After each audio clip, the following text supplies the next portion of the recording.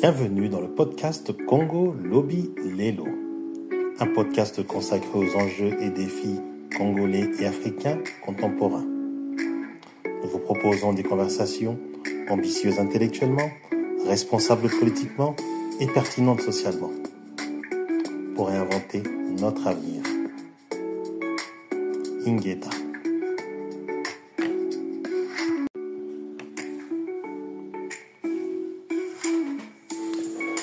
Demain le Congo.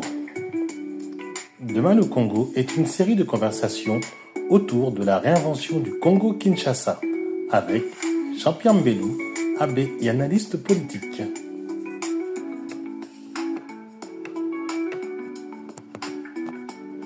Dans votre article « Opposer l'intelligence à l'intelligence », vous écrivez que le Congo-Kinshasa et l'Afrique ont eu leur Chavez et l'Occident les a assassinés. Le Congo a eu son Lumumba. Avant Chavez, Lumumba a su nommer les adversaires farouches dans la lutte d'émancipation politique des peuples, à savoir le colonialisme, l'impérialisme et leurs petites mains. Est-ce qu'on peut revenir sur la pensée politique de Patrice Lumumba et de sa pertinence aujourd'hui ? Oui, c'est important pour nous et pour les générations futures de pouvoir revenir régulièrement sur la pensée politique de Lumumba. Le texte auquel vous faites allusion là, je l'ai écrit en relisant les 7 péchés d'Hugo Chavez de Michel Collomb. Et c'est Michel Collomb qui, dans son livre Les 7 péchés d'Hugo Chavez, compare Lumumba effectivement à Hugo Chavez. La pensée politique de Lumumba, je l'étudie régulièrement à partir de son discours d'Ibadan et d'autres textes qu'il a pu rédiger. J'ai ici par exemple la lettre qu'il a adressée à sa femme, à sa compagne Pauline, et tout le discours du 30 juin 1990. Les axes qui me semble important dans le travail politique de Lumumba, c'est d'abord le fait qu'il ait réussi à s'insurger contre l'injustice. Et il le dit dans une petite vidéo, depuis son enfance, il y avait quelque chose qui le mettait mal à l'aise, c'était l'injustice. Et comment arrive-t-il à s'insurger contre cette injustice ? Il étudie, il commence par étudier. Il étudie et à l'école, et il se forme aussi comme autodidacte dans les contacts qu'il a avec certains grands idéologues de ce temps-là, tels que les Nkrumah, les Nasser et les autres.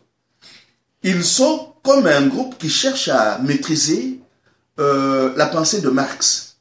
Parce qu'à ce moment-là, beaucoup de jeunes idéologues africains étaient tournés les idées de Marx qui étaient très répandues à ce moment-là. Alors,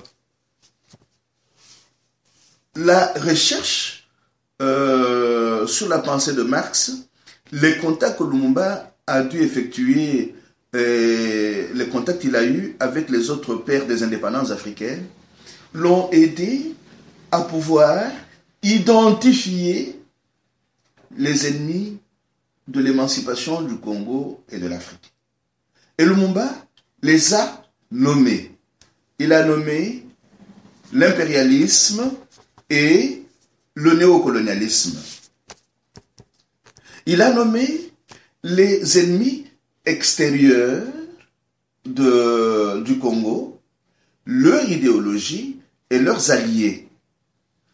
Cela l'a aidé à confronter ce qu'il avait étudié à l'école et la façon dont se comportaient les impérialistes et les néocoloniaux. Il n'arrivait pas à comprendre comment, dans les écoles gérées par les fils et les filles des impérialistes et des néocoloniaux, on étudiait la Charte des droits de l'homme qui insistait sur les principes de la justice, du droit et de la paix, et se rendait compte que son pays n'arrivait pas à jouir ni de la paix, ni de la justice, ni du droit, alors que ce pays était appelé à devenir un pays souverain. Donc, il est là confronté à une contradiction majeure entre les principes étudiés à l'école à partir de la charte de l'ONU et ce qu'il voit en pratique.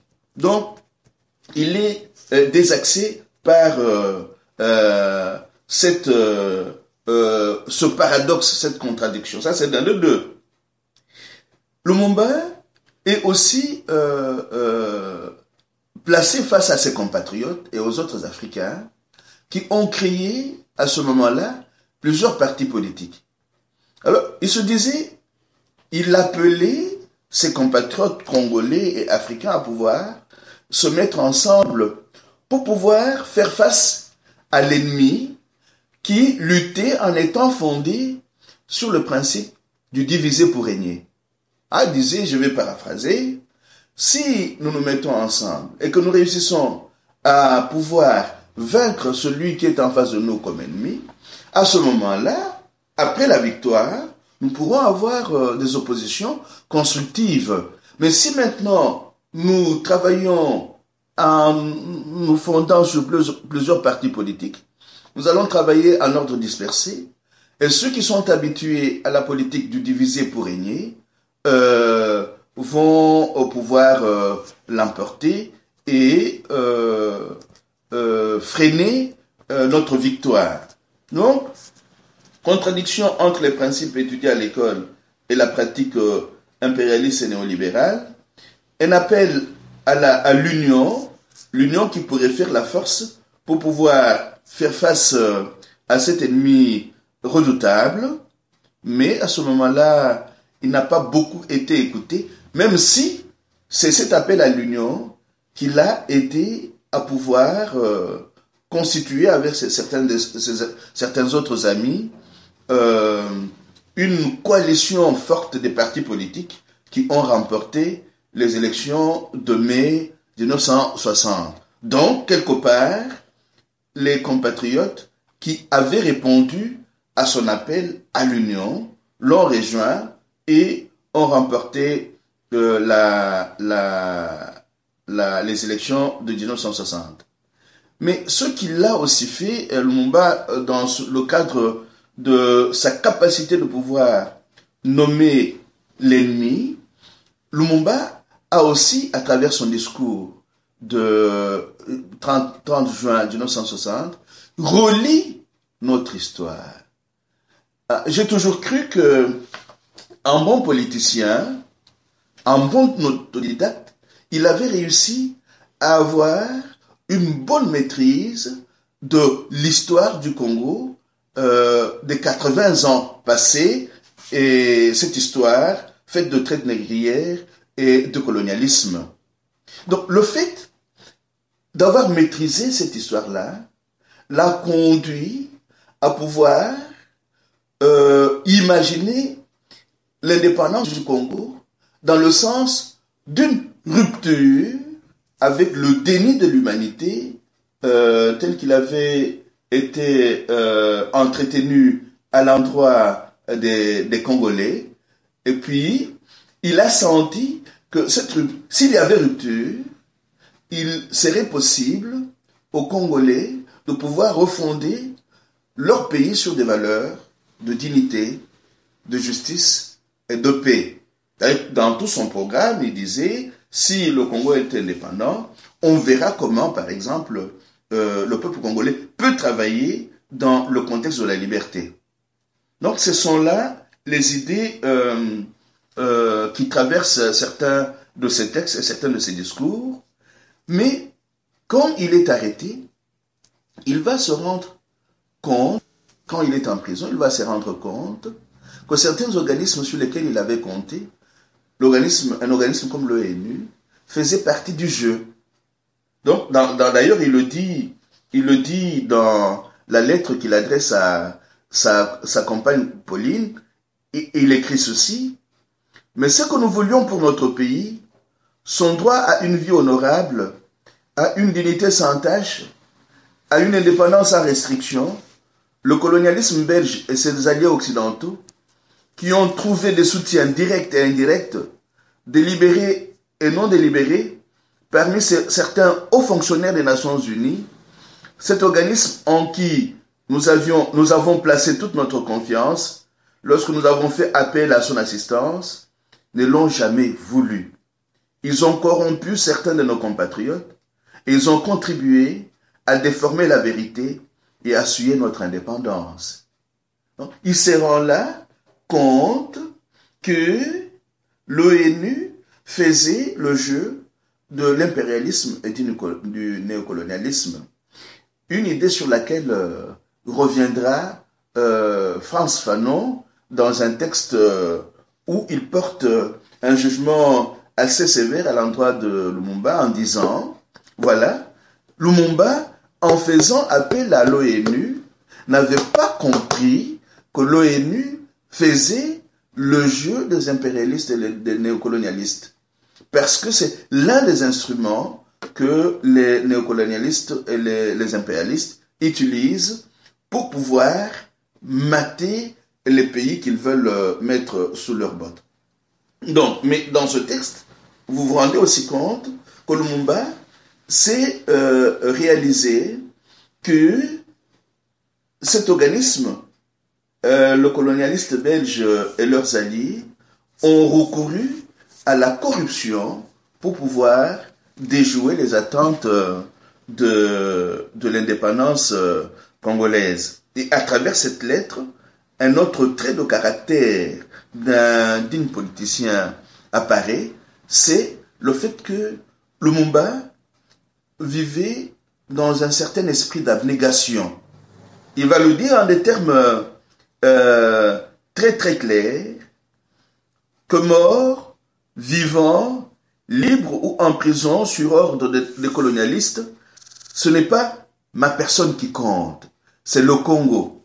Nous avons là l'image d'une personne qui se décentre de lui-même pour se centrer sur l'essentiel, et l'essentiel, pour lui à ce moment-là, c'était le Congo.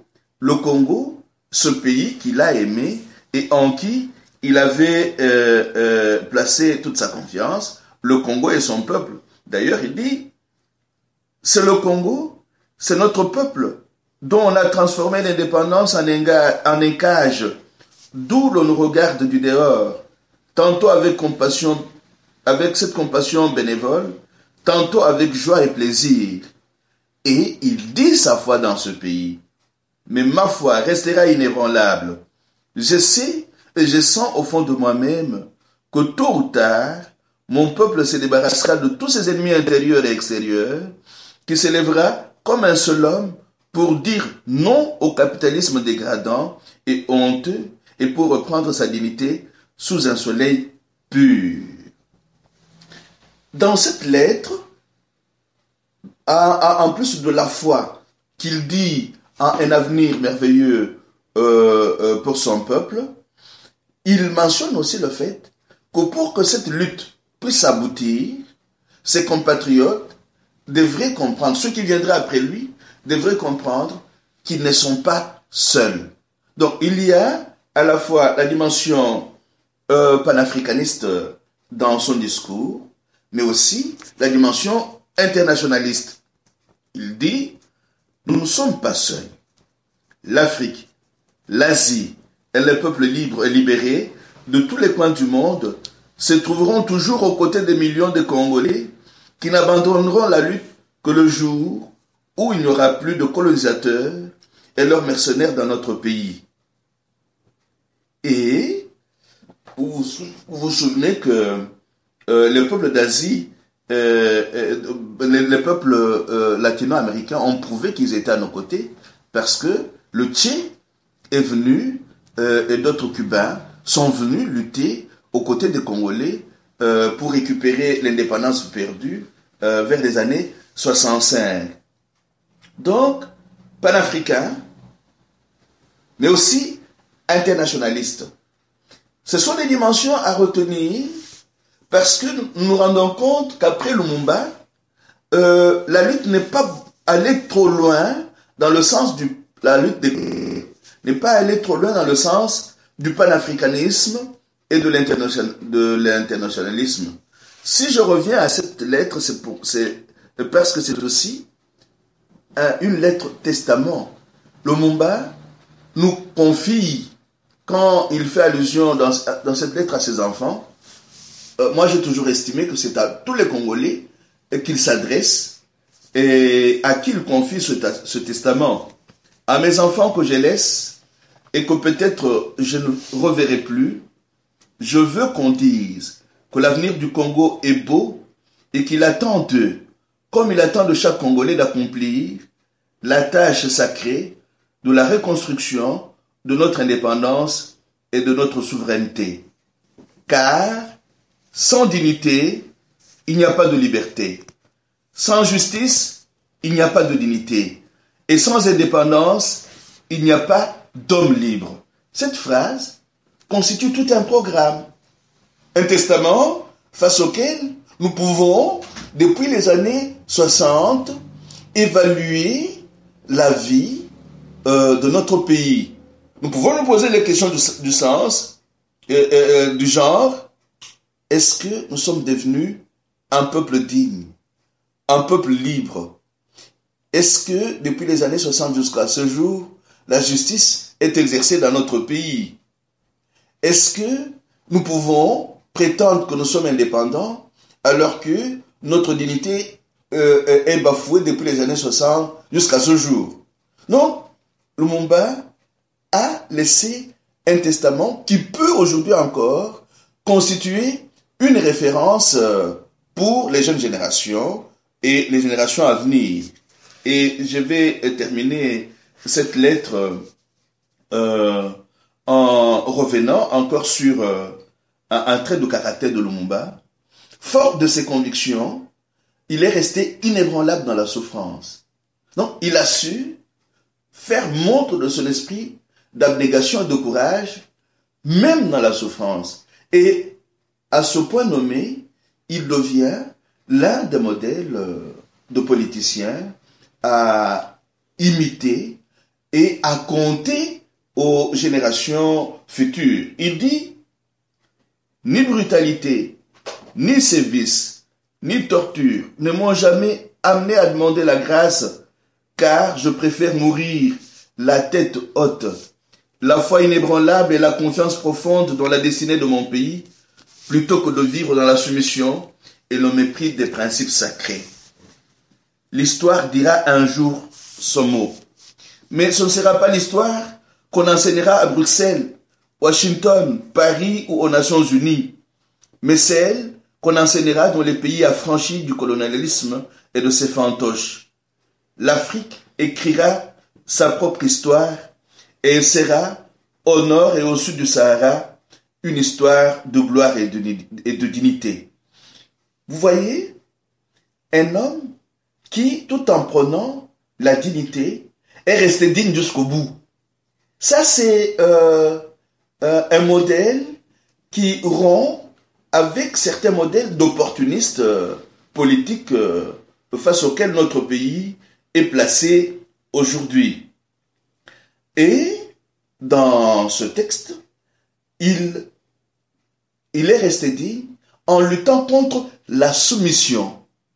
Voilà pourquoi les guerres que nous avons connues après lui ont été des guerres d'usure et des guerres qui ont cherché à soumettre les fils et les filles de Lumumba. Voilà pourquoi nous avons intérêt, en respectant cette lettre testament, à pouvoir réécrire notre histoire, à pouvoir l'enseigner, à pouvoir la raconter dans nos villages, autour du feu, dans nos langues vernaculaires, pour pouvoir combiner dans le travail de la transmission de la tradition, combiner la tradition écrite et la tradition orale. Cela d'autant plus que nous devons tenir compte du fait que une bonne partie de nos populations aujourd'hui est composée d'analphabètes, des gens qui ne savent ni lire ni écrire. Alors nous ne pouvons pas garder cette tradition politique lumumbiste pour nous-mêmes. nous avons à pouvoir la partager avec nos masses populaires. C'est là qu'intervient le travail des élites structurantes et organiques, qu'ils soient porteuses de cette tradition et de beaucoup d'autres, pour pouvoir les partager avec les masses populaires. Alors ce partage, il revient à votre idée de poser l'intelligence à une autre intelligence.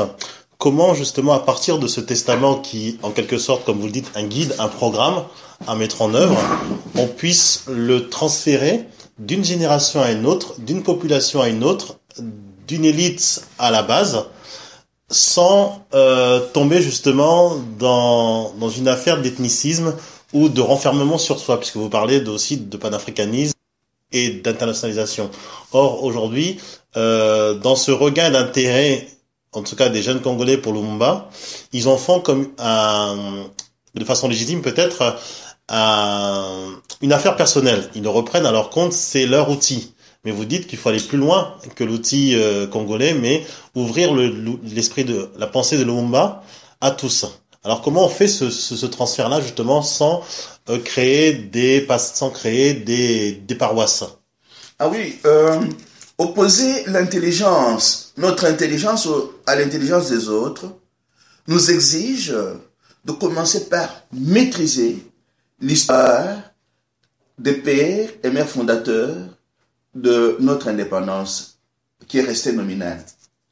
Et c'est que nous faisons cela en regardant comment les autres peuples ont procédé pour se révéler intelligents. Et je prends quelques exemples. Il y a un petit livre de ma bibliothèque qui est sorti maintenant, intitulé « Dans la tête de Poutine ». Quand vous lisez ce livre, même s'il est une critique à l'endroit de Poutine, vous vous rendez compte que Poutine, pour faire de la Russie ce qu'elle est en train de devenir aujourd'hui, a dû prendre le temps de revisiter l'histoire de l'URSS et d'en étudier la pensée. La slavophilie est une émanation de la maîtrise que Poutine et son entourage ont de l'histoire, de leurs idéologues, de leurs penseurs, de leurs philosophes, de leurs politiciens. Donc ce petit livre-là est très intéressant parce que il montre comment, de manière critique, évolue la pensée de Poutine et comment il travaille à partir de l'héritage culturel slave. Quand vous prenez les pays latino-américains, vous vous rendez compte que ces pays travaillent à partir de l'héritage qu'ils ont eu de Simon Bolivar, de Che Guevara et des autres. Les messieurs comme les Fidel Castro, les Hugo Chavez, les Rafael Correa, le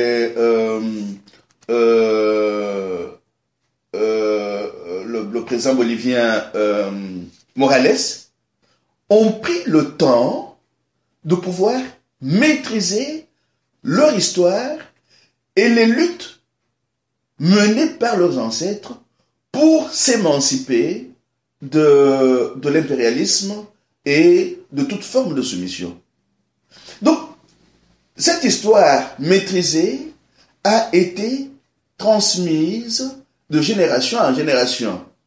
Vous pouvez prendre certains discours de Raúl Castro aujourd'hui, vous voyez qu'il lui est difficile de parler du Cuba d'aujourd'hui sans évoquer l'histoire du Cuba d'il y a 500 ans. Ces messieurs ont, eux, compris que c'est à partir de la maîtrise de son histoire, du dialogue que l'on noue avec ses ancêtres, que l'on peut arriver à une bonne maîtrise du présent. Donc, opposer notre intelligence à celle des autres nous demande à nous aussi d'avoir une très très bonne maîtrise de notre histoire. Et là, on ne se limiterait pas à Lumumba, on irait jusqu'à Kimbangu, on irait jusqu'à Kimpamvita. On pourrait même aller, si nous devons travailler dans le contexte panafricain, on irait jusqu'à l'Éthiopie et à l'Égypte pharaonique. Donc, il y a là, dans la recherche de la maîtrise de notre histoire, un renvoi à notre histoire vieille de plusieurs années et de plusieurs millénaires. Alors, cette maîtrise-là, transmise aux générations futures, aux masses populaires, peut nous aider à pouvoir faire le travail d'identification de ce que Lumumba appelle dans ses textes les ennemis extérieurs et intérieurs. Vous ne savez pas lutter pour votre indépendance, pour votre souveraineté, si vous n'avez pas, tant soit peu, la maîtrise du point de vue de l'identification des ennemis qui essayent de pouvoir mettre votre pays en moule. Et quand ce travail-là est fait, il sera aussi important de pouvoir se déconnecter des circuits aliénants, se déconnecter des institutions aliénantes. Hein, j'en citerai par exemple des institutions comme la Banque mondiale et le Fonds monétaire international. Ce sont des institutions aliénantes. On doit s'en déconnecter. La Chine a compris cela avec d'autres pays des BRICS. Ils sont en train de créer, la Chine a créé ses banques. Il a créé par exemple la Banque d'investissement et d'infrastructure, qui est un pas conduisant à sa déconnexion des structures aliénantes comme la Banque mondiale et le Fonds monétaire international. L'Amérique latine a aussi compris cela, même si ça traîne, le projet de la Banque du Sud traîne, mais après avoir réalisé par exemple l'audit sur les différentes dettes odieuses de certains pays de l'Amérique latine, les latino-américains ont compris qu'ils peuvent se déconnecter de ces institutions financières dites internationales, mais qui sont la petite main économique de l'impérialisme, de l'hégémonie occidentale. Alors, nos jeunes, ce qu'ils font, c'est quoi? Même s'ils se réapproprient l'héritage de Lumumba, ils la partagent avec les autres. Quand vous rencontrez par exemple nos jeunes de Tchadj, c'est un groupe panafricain. Vous avez des Congolais, vous avez des Camerounais, vous avez... D'ailleurs, ici en Belgique, l'un des jeunes qui est en train de lutter pour que justice soit rendue à Lumumba, ce n'est pas un Congolais. Il doit être burkinabé. C'est pas Togolais? Oui, il est Togolais. Vous voyez? Et la jeune fille qui a créé Mémoire coloniale ici à Bruxelles, c'est une Belge ou une Belgo-Congolaise. C'est-à-dire, les jeunes sont en train de grandir dans cette mentalité panafricaine, même si elle a besoin de certains appuis locaux, ils sont très ouverts et j'ai été le 17 à leur cérémonie à l'Horloge du Sud à Bruxelles, le 17 janvier 2016, ils étaient ensemble, il y avait des Congolais, il y avait des Togolais, il y avait toute une jeunesse, il y avait des Belges, il y avait les Africains du Nord, les Maghrébins étaient là. Donc, on voit qu'il y a une montée de la conscience, à la fois panafricaine, internationaliste, dans le chef de nos jeunes qui prennent appui sur Lumumba comme leur héritage national.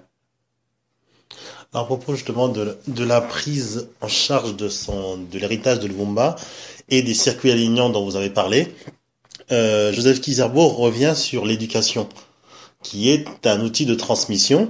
Il dit que l'éducation telle qu'elle existe actuellement est une éducation anti-développement. La plupart des enfants africains reçoivent aujourd'hui une éducation qui détruit leur avenir sur tous les plans. Pourquoi et comment les systèmes d'éducation occidentaux tels qu'on les connaît aujourd'hui mènent les Africains dans le mur dans leur travail de réappropriation de leur héritage comme celui de l'héritage de Lumumba, par exemple? Là, l'une des raisons, c'est que on n'apprend pas à nos enfants l'histoire réelle. On leur apprend l'histoire officielle. Il y a une différence entre l'histoire officielle et l'histoire réelle. L'histoire officielle, c'est celle qui est écrite par les vainqueurs. Ceux qui ont vaincu, nous ont vaincus, ceux qui nous ont soumis depuis la traite négrière jusqu'à la colonisation, qui sont aussi les vainqueurs de la Deuxième Guerre mondiale, ce sont eux qui, depuis longtemps, écrivent l'histoire qui est enseignée à nos enfants. Et la réécriture de l'histoire à laquelle Lumumba nous invite devra être une critique historique de cette histoire officielle. Et de plus en plus, nous avons des compatriotes congolais qui font ce travail-là.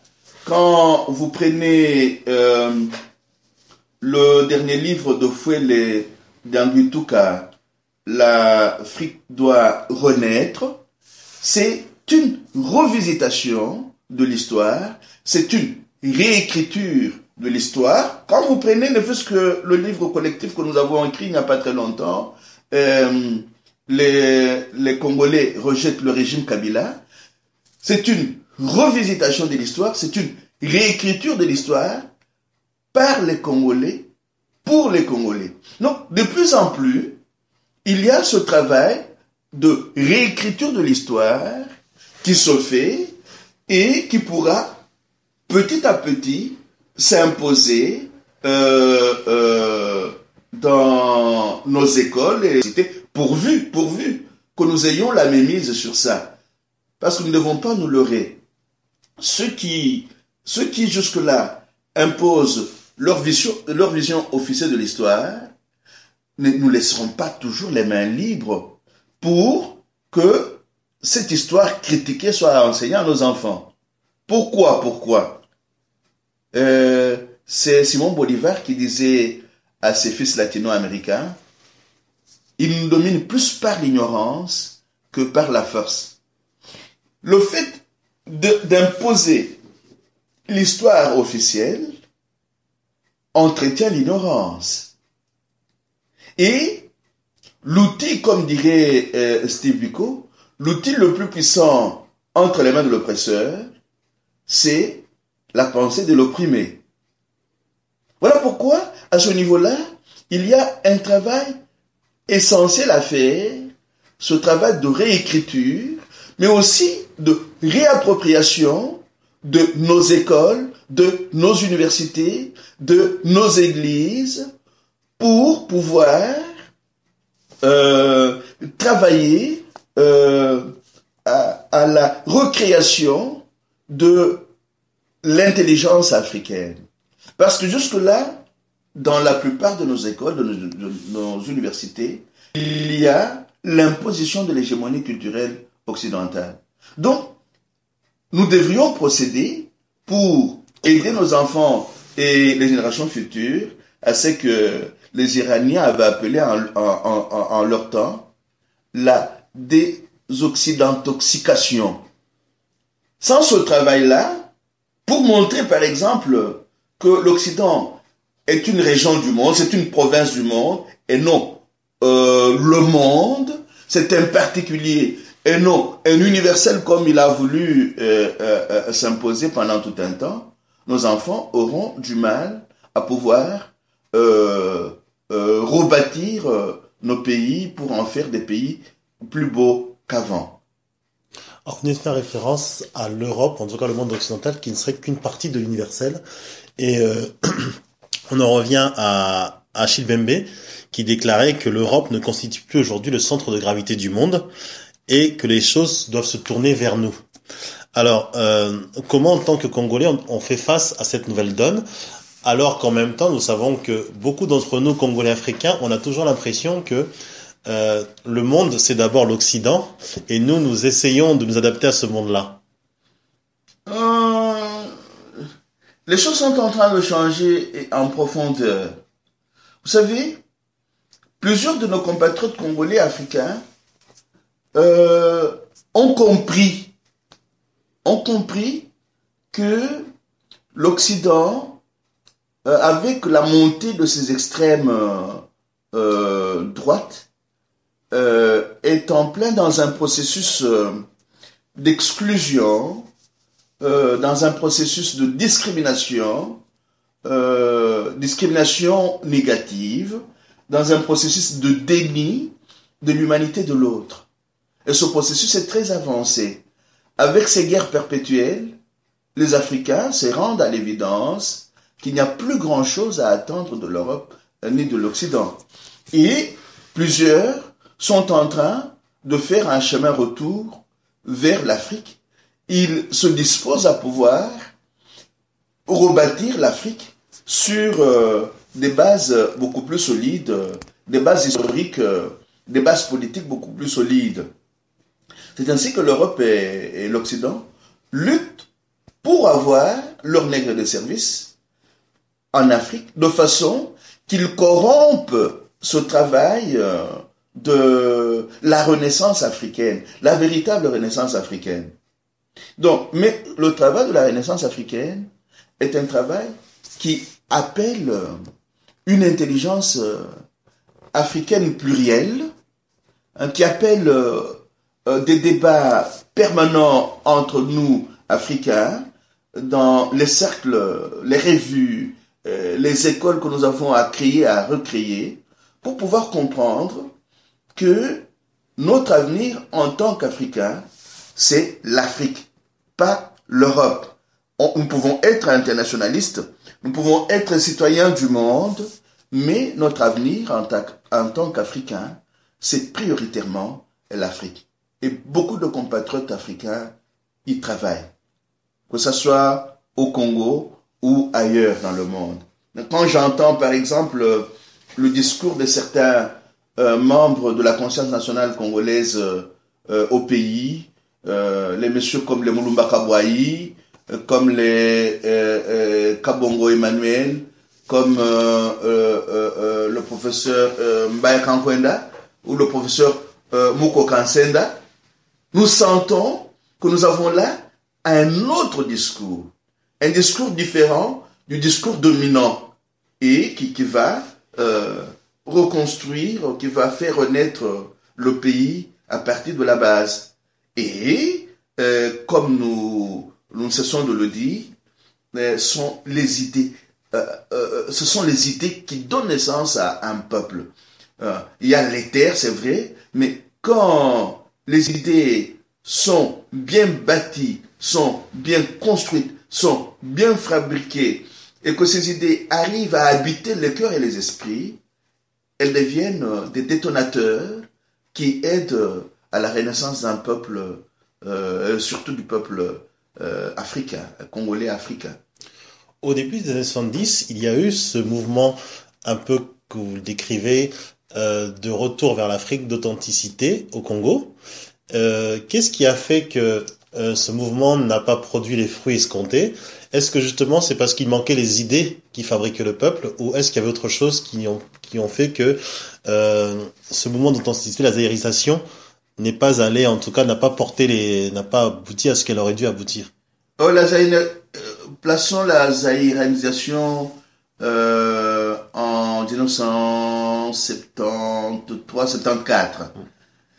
La zaïranisation n'a pas pu produire ses fruits parce que c'était une initiative non mûrie, une initiative faite dans la précipitation. Et dites-vous qu'à ce moment-là, on ne voit pas 2-3 grands think tanks congolais qui travaillent à produire les idées pouvant porter la zaïrisation. On ne voit pas 2-3 grands think tanks congolais qui produisent des idées sur la zaïrisation et qui les débattent avec le peuple de la base. Donc, la zaïrisation n'a pas pu être portée par le peuple à la base de notre pays. Ça a été une entreprise de Mobutu avec certains de ses amis, dont plusieurs, dans différents domaines qui leur avaient été confiés étaient des incompétents. La zaïrisation aurait pu être une bonne nationalisation si elle avait été pensée dans des technostructures zaïroises convenables à ce moment-là. Cela d'autant plus que ce n'étaient pas des têtes bien faites qui nous manquaient, mais malheureusement, il y a eu des opportunistes qui s'en sont servis pour s'en mettre plein les poches, et l'entreprise n'a pas pu marcher. Donc, si nous voulons aller loin dans la renaissance de l'Afrique, nous avons tout intérêt à pouvoir créer les lieux du savoir. Les lieux où les idées, les concepts sont produits, des lieux ouverts à nos masses populaires pour le débat, pour la délibération, pour la discussion, et des discussions menant régulièrement à des prises de décisions communes, des prises de décisions collectives partagées. Donc, c'est là que je disais au cours de notre entretien que l'intellectuel congolais doit pouvoir jouer le rôle du levain dans la pâte. Avec ses analyses, avec ses idées, avec ses concepts, il doit pouvoir être au milieu du peuple, au sein du peuple, comme le levain qui fait lever la pâte de ce peuple pour qu'il devienne un peuple des démiurges, les démiurges de leur propre destinée. Alors en fait, vous invitez les Congolais à s'investir sur le champ politique finalement. Et Achille Mbembe définit la politique comme étant la création collective des réserves de vie et leur redistribution dans un sens qui fasse sens et qui assure la durabilité de la communauté engagée dans un tel processus. Partant de cette définition-là, pourquoi malgré tout, on a quand même beaucoup d'entre nous qui se refusent non seulement à s'impliquer en politique, mais à s'approcher à tout ce qui se rapporte de près à la politique. Or, c'est une invitation justement à se prendre en charge. Oui, une prise en charge collective, comme il le dit. Et pourquoi Parce que la politique au Congo et dans plusieurs pays aujourd'hui a une connotation péjorative. Elle est assimilée au mensonge ou à la stratégie de mensonge pour pouvoir dominer le petit peuple, les masses populaires. Et la confiscation du pouvoir par les nouveaux cercles de pouvoir dans les pays comme les pays occidentaux, vous vous rendez compte que aujourd'hui, dans les pays occidentaux, ce sont les multinationales et les transnationales, les banques qui constituent de corporatocraties qui ont confisqué le pouvoir politique, mais de manière illégitime. Voilà pourquoi la définition que Achille Mbembe donne de la politique devrait être mobilisatrice. Pourquoi? Parce que si nous ne faisons pas de la politique comme participation à la production collective, une production qui donne sens à nos vies, si nous ne comprenons pas la politique dans ce sens-là, nous ne saurons pas qu'en tant que citoyens, nous sommes appelés à l'édification de la cité. Rappelez-vous cette référence que j'avais faite à notre tradition Luba qui dit le pouvoir, c'est, comme en politique, c'est le lieu où et les aînés et les plus jeunes travaillent ensemble pour orienter leur cité, pour donner sens à leur vie. Alors, ceux qui se désintéressent de la politique ne se rendent pas compte qu'ils en sont victimes. Pourquoi? Parce que la politique s'intéresse à eux et les dévitalise. Or, pour que nos vies aient un certain sens, nous devons participer à la production du sens collectivement et le faire comme politique. Il y a une confusion entretenue entre politique comme membre d'un cabinet, d'un gouvernement, et politique comme citoyen ordinaire, participant à l'édification de la cité, à la production du sens au cœur de la cité. Alors, si nous voulons vivre dans des cités sensées, nous avons intérêt à participer à la production du sens, à faire la politique. Donc, il y a là une question de compréhension qui demande que les élites organiques structurantes africaines et congolaises descendent dans la masse pour débattre de ces questions avec les masses, afin de pouvoir balayer de plus en plus dans leur cœur et dans leurs esprits cette approche négative de la politique qui fait que ces masses soient les otages de ceux qui font de la politique négativement. Vous voyez, il y a là comme une question de rapport de force à renverser. Si les masses ne participent pas à la production collective du sens pour qu'elles créent des cités sensées, les nouveaux cercles du pouvoir vont s'en servir pour les soumettre et les faire vivre dans le déni de l'humanité, dans le déni de la dignité, dans le déni de la liberté. Donc, or, ce sont les masses qui sont nombreuses, elles ont intérêt à pouvoir participer à la production collective du sens pour renverser le rapport des forces. Et ce n'est pas facile à comprendre, voilà pourquoi nous en appelons à la constitution des collectifs citoyens où tout le monde, en tant que citoyen, se rencontre, débat sur des questions, sur la production collective du sens. Le podcast Congo Lobby Lelo est réalisé en collaboration avec le Centre de recherche sur le Congo-Kinshasa CEREC et la plateforme d'information ingeta.com. Retrouvez toutes nos publications sur congolobbylelo.com. À bientôt.